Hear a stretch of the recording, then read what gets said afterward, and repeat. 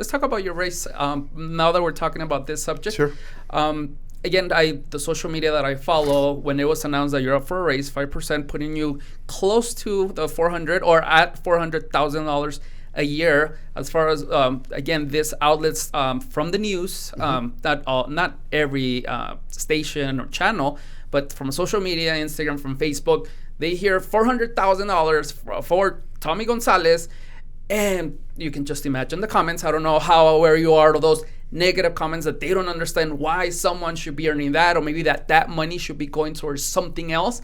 And in my mind is that, you know what, that was me with a limited mindset before. Not understanding, not doing my research as far as what you bring to the table. And again, this is my opinion, and I'm not saying this because you're here, of course, but if we want to hold the talent, meaning you know, you can easily go to another city. And if the council, the mayor, and like because you have a scorecard, you have a progress report, if that is working, you know, give this man $1 million. Well, I'm not saying that, but what I'm trying to say is that now that we understand the value that someone brings to the table, now we can give your opinion. If after I know all this, you know, I still think, okay, it is my opinion, but at least it's an informed opinion of everything in the table, not only judging, or again, why is Tommy Gonzalez, why Tommy Gonzalez deserves a raise. Right. Can you expand on that? And what are your thoughts on maybe the criticism that comes from that alone? Right, absolutely. So the way those contracts work is that you negotiate those with the cities you choose to go work in. And I know when I worked in Irving, you know, we saved the city $82 million over the course of a 7-8 year period. We've saved a lot more here. And we did that a lot in Irving through Lean Six Sigma practices, and we do that here as well. And so I know that I remember one time that when we were negotiating, I told the council, just don't pay me, this is in Irving, don't pay me a salary, just pay me 10% of the savings. And they said, no, because that would be $8 million. I said, okay. So then we negotiated what we negotiated, and I got a lot of notoriety or people writing about what I made there. And here, I negotiated a contract here, and it is what it is. And I've saved what I've saved in terms of getting our team together to save the dollars. And I mentioned earlier, we've saved over $220 million.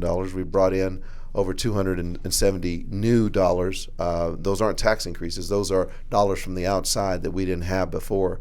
So, you know, in terms of, and I've said that here too about a percentage, and said, no, we don't want to pay you a percentage of the savings or percentage of the new revenue. And so we negotiate a contract. And so those contracts are negotiated for services that are rendered.